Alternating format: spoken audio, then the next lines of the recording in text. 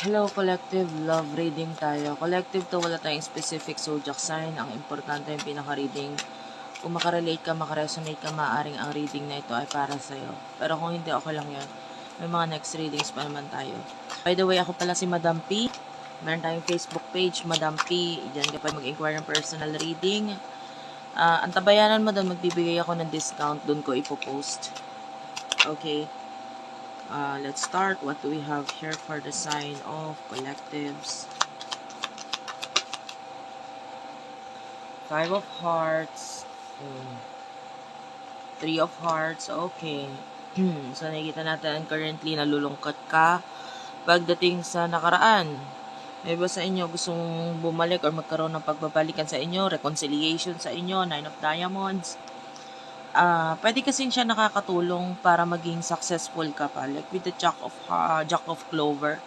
Yung iba sa inyo na may miss mo yung connection, communication sa inyo. Tsaka parang pag nag-usap kayo or pag nagkaroon kayo ng connection, hindi maiwasan na papag-usapan yung mga bagay na may kinalaman sa growth, especially sa pera, financial, career, na nagiging dahilan kung bakit ikaw ay nagkakaroon ng growth sa taong to. Tapos, ngayon with the Seven of Hearts,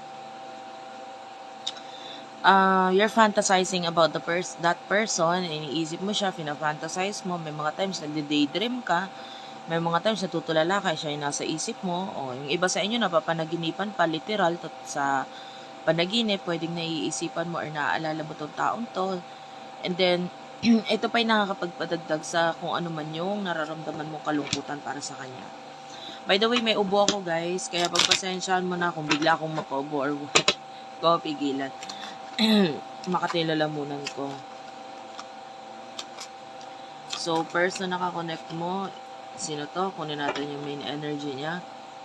A person nakakonect mo, you do have here the Jack of Spade. Okay.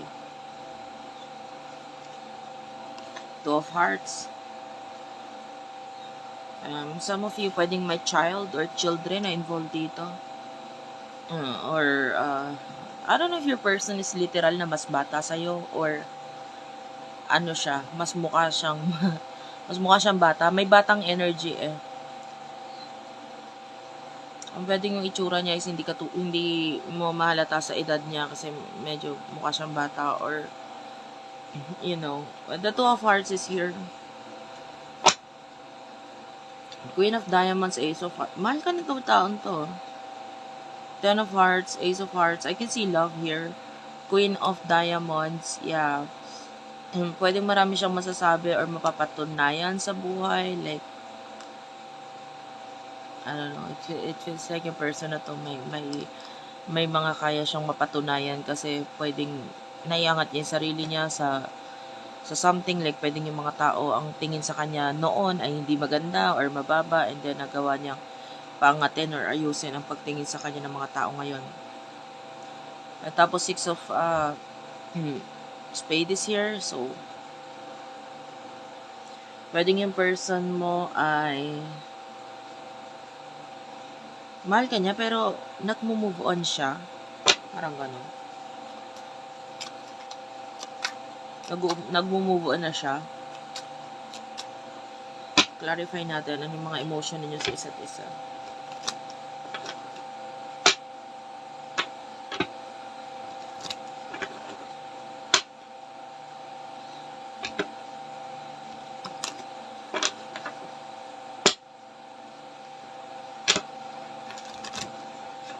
Emosyon ninyo sa isa't isa.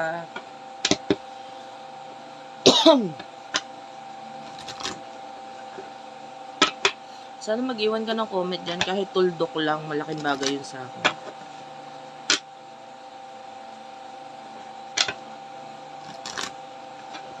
Emosyon ninyo sa isa't isa.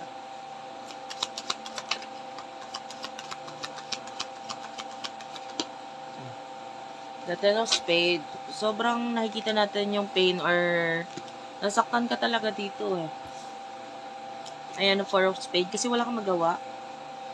Mahal mo yung tao, pero wala kang magawa dun sa pagmamahal mo sa kanya, gusto mo makipag-reconcile, kaya lang, wala eh. Yung iba sa inyo may other options. O bukod sa kanya, meron ka pang ibang kakonect, pwedeng ganun.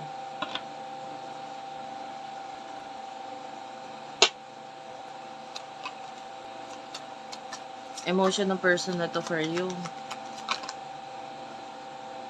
King of Clover is here.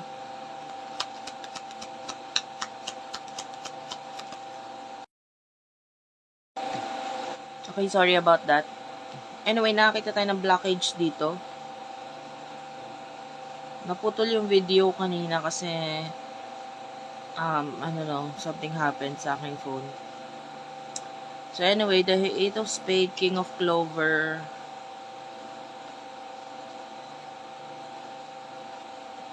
May blockage sa inyong dalawa. Kaya nagkaroon ng ending. Parang hindi pwedeng i-push yung connection na to eh.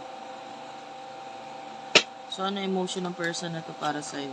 Sabi ko nga, mahal ka niya. The Five of Diamonds is here.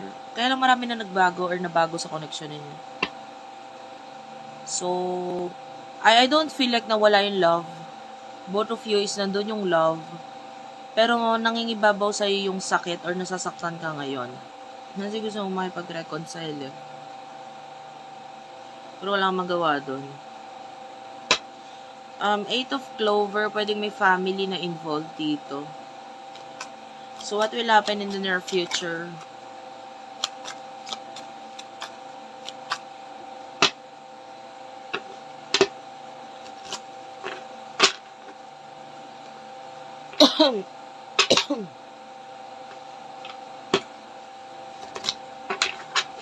In the near future sa inyong dalawa.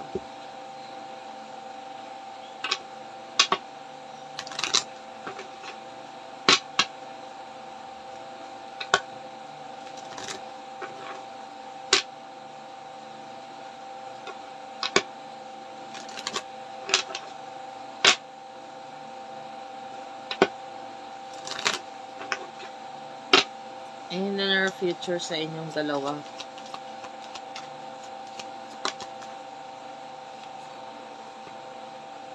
Six of Hearts is here.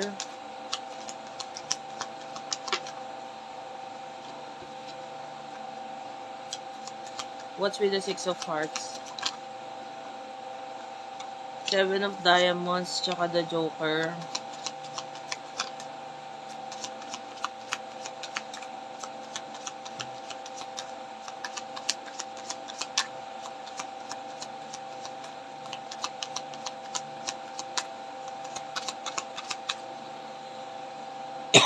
Excuse me.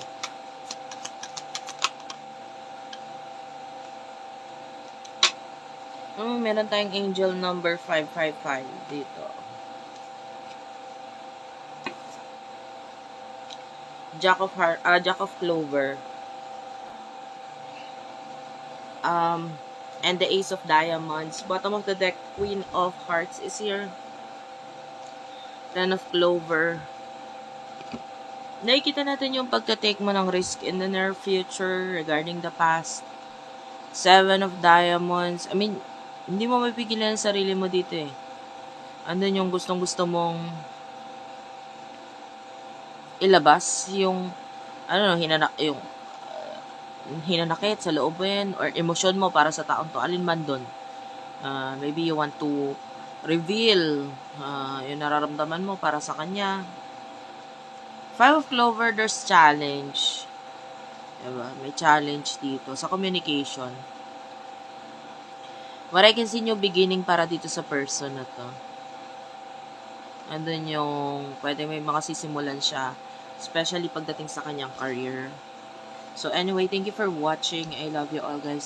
Ingat po kayo lagi. God bless. And please do like and subscribe. If you want to book a personal reading, Madam P, yan yung aming Facebook page. I-like mo ko dyan, follow mo ko dyan. Kasi dyan ako magbibigay ng personal reading.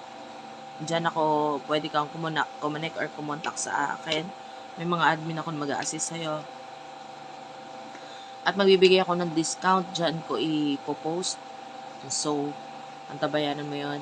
Ingat kayo palagi and bye-bye.